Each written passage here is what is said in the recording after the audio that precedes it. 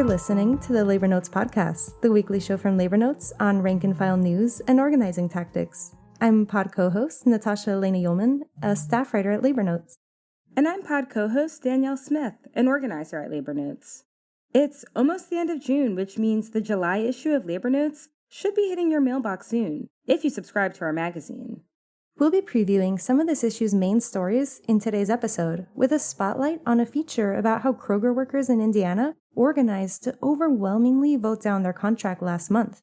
We'll also talk about some of the other pieces we've got coming up on the running theme of what it means to live under attempts at authoritarian rule, and how working people are organizing right now.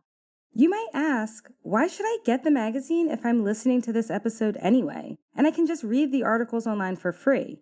Good question. Let me paint a picture. Close your eyes. Unless you're driving, in which case keep them open. But still, imagine this. You're in the middle of what feels like an impossible underground organizing drive or a brutal contract campaign where management won't move an inch. On top of that, things honestly feel a lot more fraught and demoralizing in a political environment where workers are facing new large-scale threats and attacks from many directions. ICE, political attacks, automation, mass layoffs, and in the context of federal workers, a refusal to even honor hard-won bargaining agreements. So, you and your organizing committee or contract action team members or stewards meet in person. Maybe it's part of your routine of meeting in the union hall, or you have a little bit of Zoom fatigue and you want to see your coworkers and you catch up at a bar near work or at one of your apartments. When you show up, you see issues of the magazine laid out under the slingshot logo and color block letters that say Labor Notes. There are cover stories about auto workers organizing in the South, about union members taking to the streets on May Day, and of workers standing up against deportations. You ask to look at it because it caught your eye and the struggle or action described in the pages feels familiar and relevant. Maybe you even talk about it at the meeting or borrow it to take notes and use to discuss ideas for actions or escalations at your next one. And maybe flipping through the pages, you kind of feel connected to other rank-and-file workers doing maybe totally different types of work in different parts of the country or even the world, but dealing with the same exact union-busting tactics your boss is throwing at you and your coworkers. How does that sound? Well, I'd say it definitely beats having labornotes.org open among like 25 other tabs that you're telling yourself you'll eventually get to. But seriously, the stories in Labor Notes are different because they're written for a very specific purpose and with you, the rank-and-file worker, front and center. These stories don't just report a problem that's happening in a workplace or industry. They break down in concrete detail how workers at a specific plant, shop floor, or local are organizing to address that problem, and what kind of organization they're building, how they're bringing in members in the community, and what strategies worked and didn't work. It's meant to be one of those rare spaces where workers can speak directly to each other about their organizing and the things they're working through that can be really, really hard. Whether it's union busting, retaliation, threats of plant closures, and faddish top-down introduction of AI by bosses. Organizing is basically about connecting workers and our struggles. Every story you run in the magazine is designed to help workers nurture those connections. And at $30 a year for 11 issues, we think it's a pretty good deal. You can subscribe at labornotes.org/store/labor-notes-subscription. And no, I'm not doing Morse code. That just is the URL. And it's a little bit of a mouthful, so we'll also put it in the description of the episode so you can just copy and paste it from there. But I'll also repeat it one more time. That's labornotes.org/store/labor-notes-subscription. Thanks for going on that little visualization journey with us. All right, let's open up the July issue. Great, so let's flip to page 6. Earlier this month on the pod, we talked about grocery workers at the UFCW, and we've got a new development here. If you want to listen to that episode first for context, it's called Grocery Workers at the UFCW Are Organizing for a Fighting Union. We posted it on June 6th. But to catch you up quickly, UFCW is a massive union with 1.2 million members, including mainly grocery workers and hundreds of thousands of meatpacking workers. But despite their size and potential power, it's kind of a sluggish union that its reform-minded members call a sleeping giant. But yes, there are reform currents, which our coworker Lisa Shu, a labor notes organizer, had joined us in that episode to talk to us about. She talked about how some of the active UFCW locals in the western US were building stronger contract fights and trying to coordinate more on bargaining and organizing their members, including between 70,000 to 100,000 workers in Kroger and Albertsons.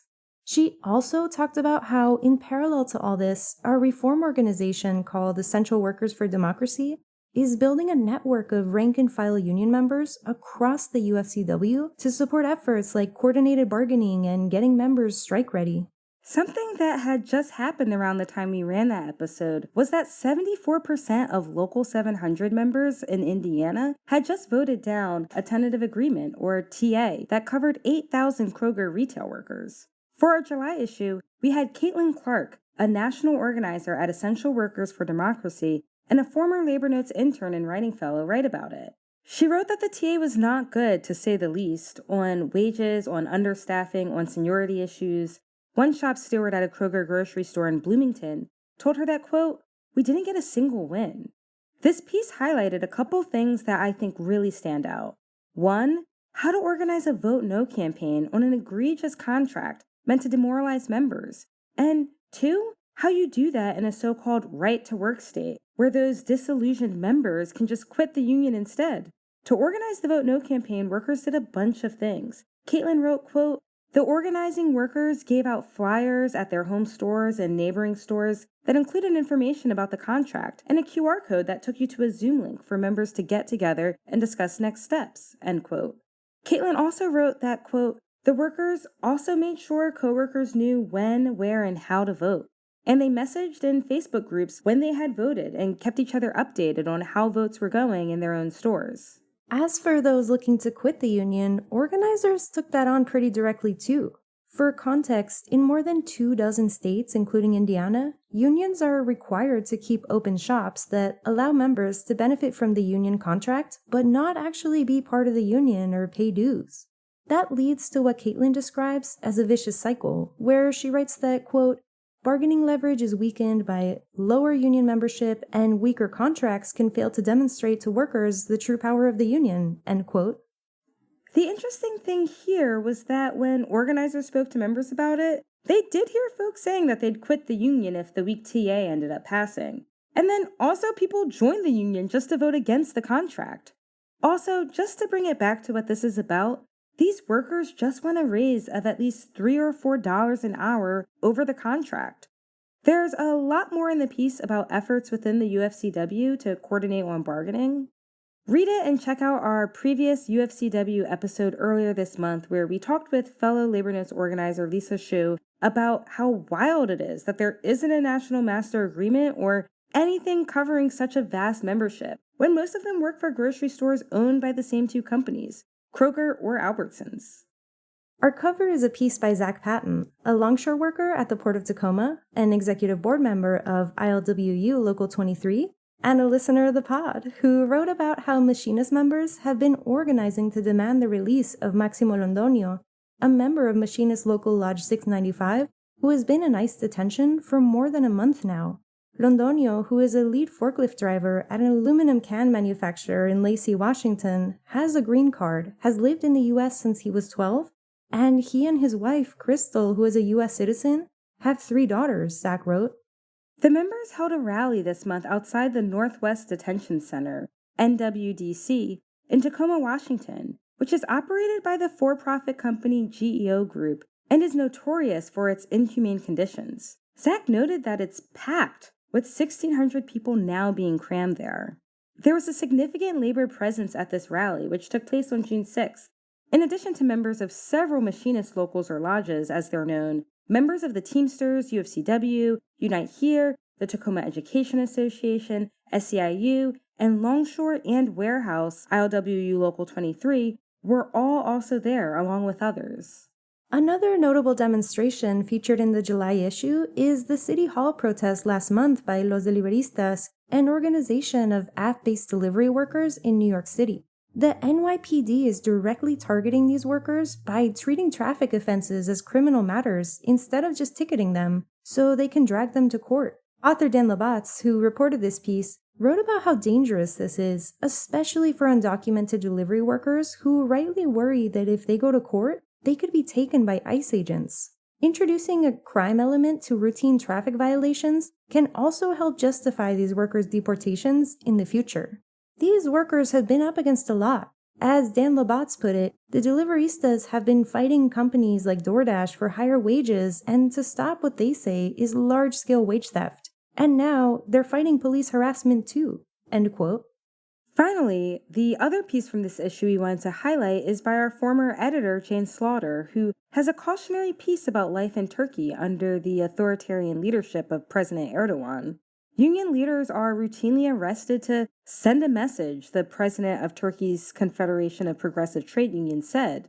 Political adversaries get imprisoned, public figures get sued for past speech, but large masses of union members have been gathering regularly in Istanbul to protest the regime.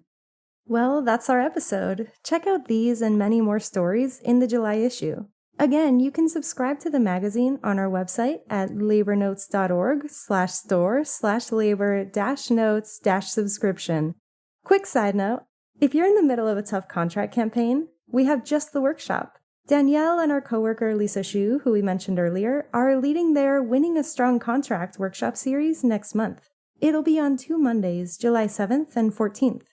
We're actually planning to talk more about what you can expect from this workshop in next week's episode, so stay tuned. Please rate us or leave us a review on Apple or Spotify. It really does help other workers find the podcast. And if you're listening to us on Podbean at labornotespodcast.podbean.com, download our episode. The Labor Notes Podcast is produced by Natasha Elena Ullman, Sindhu Sundar, and myself. Our title music was written and performed by Labor Notes Labor Climate Organizer Keith Brower Brown. See you next week. Solidarity, all.